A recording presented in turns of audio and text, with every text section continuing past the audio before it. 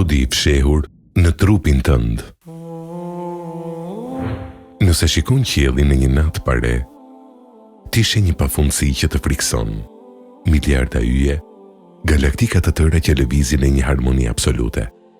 Përballë kësaj gjithësie, njeriu duket si një pikë e papërfillshme pluhuri, një qenie e vogël që jeton në një planet të vogël, në një cep të harruar të universit.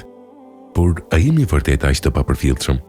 Shkenca moderne shpenzon miliarda dollar për të gjetur jetë në planetë të tjerë, për të kuptuar se nga erdhëm dhe ku po shkojmë. Megjithatë, misteri më i madh nuk ndodhet miliarda vite dritë larg nesh. Misteri më i madh është brenda nesh. Kush jemi ne? A jemi thjesht një produkt i rastësisë? Një grumbull tjelizash që u bashkuan pa qëllim, apo jemi një kryevepër e dizenjuar me vetëdije të plot? Sot njeriu shpesh e sheh veten vetëm në pasqyrë, duke u marrë me pamjen e jashtme, por harron të shikoj makinerinë perfekte që fshihet në lëkurën e tij. Le të kthehemi në fillim, përpara se të ekzistonin qytetet, teknologjia dhe mjekësia. Nga se u krijua njeriu? Kurani famlart më shumë se 1400 vjet më parë deklaroi një të vërtetë që sot shkenca e kimisë dhe biologjisë e vërteton në çdo laborator. Allahu i Madhërisëm thotë: Ne e krijuam njeriun nga esenca e baltës. Surja Muminun ajeti 12.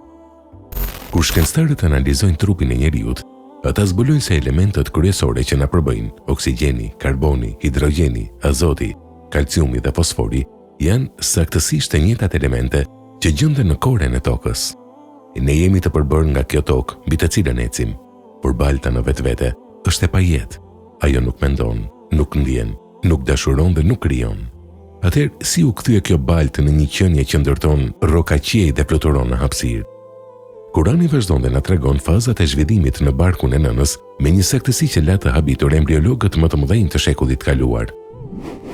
Pastaj e bëm atë pikë lëngu të vendosur në një vend të sigurt. Pastaj atë pikë lëngu e shndërruam në një droçk gjaku. Pastaj atë droçk gjaku e shndërruam në një copë mishi. Pastaj atë copë mishi e shndërruam në eshtra. Pastaj eshtrave u veshëm mish, e pastaj e bëm atë krijesë tjetër. Qoftë i lartësuar Allahu, krijuesi më i përsosur. Surja Muminun 13-14. Mendoje këtë.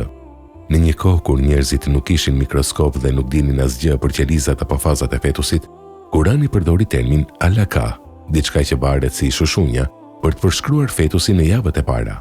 Dhe vërtet mjekësia moderne provoi se fetusi në atë fazë varet në murin e mitrës dhe ushqet saktësisht si një shushunjë. Kush e tregoi këtë profetit Muhammed në mes të shkretëtirës? Askush tjetër, përveç atij që e projektoi këtë proces. Ndalemi pak te trupi që ti zotron sot. Ti jeton atë, por sa e njeh atë? Mendo për zemrën tënde. Ajo rreth 100.000 herë në ditë, pa u ndalur asnjë sekond. Ajo nuk merr leje nga ti, nuk pret që ti t'i thuash tani rri ose tani pusho. Edhe kur ti fle, ajo punon. Gjatë një jete mesatare, zemra jote pompon mjaftueshëm gjak për të mbushur 3 rreshta të tërë me depozita të mëdha nafte. Kush e mban ndezur këtë motor pa pasur nevojë për servis? Shiko trurin tënd. Ai përmban rreth 86 miliardë neurone. Çdo sekondë në trurin tënd ndodhin miliona reaksione kimike dhe elektrike. Ai koordinon lëvizjen, shikimin, dëgjimin, kujtimet dhe ndjenjat në të njëjtën kohë. Nëse do të donim të ndërtonim një kompjuter që të kryente funksionet e trurit e njeriut, ai do të duhet ishte sa një qytet i tërë dhe do të konsumonte energjinë e një hidrocentrali.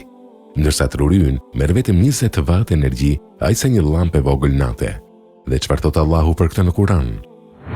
Ne do t'ju tregojmë atyre shenjat tona në horizontet e gjithësisë edhe në veten e tyre, derisa t'u bëhet plotësisht e qartë se ai, Kurani, është e vërteta. Surja Fusilet ajeti 53. Çdo qelizë e trupit tënd është një dëshmitare. Sistemi yt imunitar që lufton viruset pa e ditur ti fare. Sytë tuaj që dallojnë miliona ngjyra. Gjurmët e tua të gishtave që nuk ngjasojnë me asnjë nga 8 miliardë njerëzit e tjerë në tokë. Ti je një libër i hapur mrekullish, por apo e lexon atë libër? Por njeriu nuk është thjesht mish, kocka dhe gjak. Nëse do të ishte kështu, një njeri që sapo ka ndërruar jetën në spital do të ishte i njëjtë me një njeri të gjallë.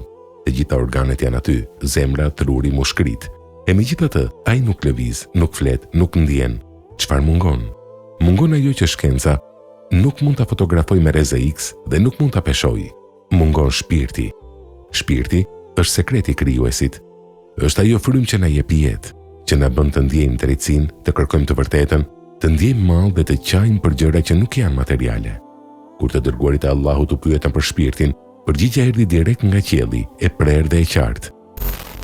Të pyesin ty për shpirtin, thuaj, shpirti është çështje që i përket vetëm Zotit tim, ndërsa juve nuk u është dhënë nga dituria vetëse pak.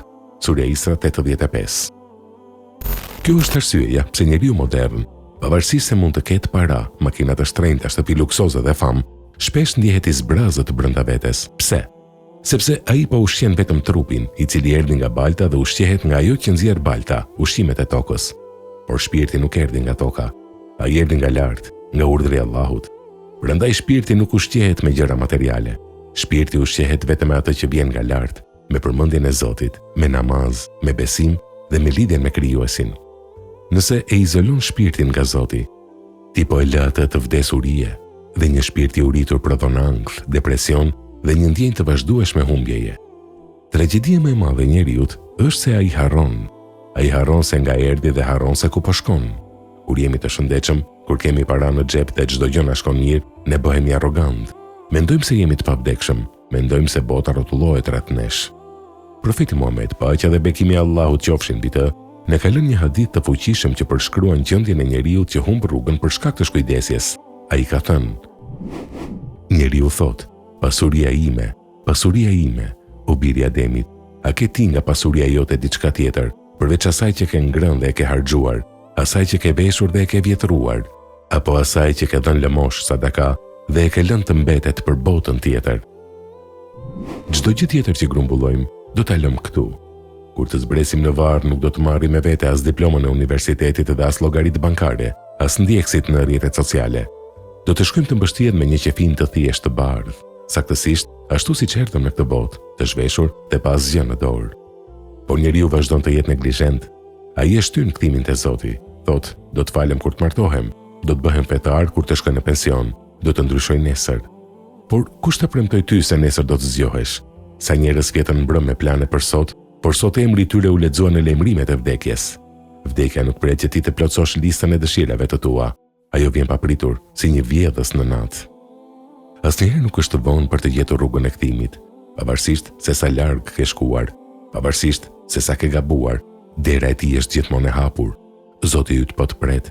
Ai dëshiron që ti të kthehesh tek ai me vetë dije, me dëshirë dhe me dashuri, përpara se të kthehesh tek ai me detyrim përmes vdekjes. Allahu thotë në një thirrje të fundit në Kur'an: O ti njeri, çfarë të mashtroj ty kundrejt Zotit tënd bujar, i cili të krijoi, të përsosi dhe të rregulloi, të formosoi në çfarëdo forme që ai dëshiroi. Surja Infitar, ajetet 6-8.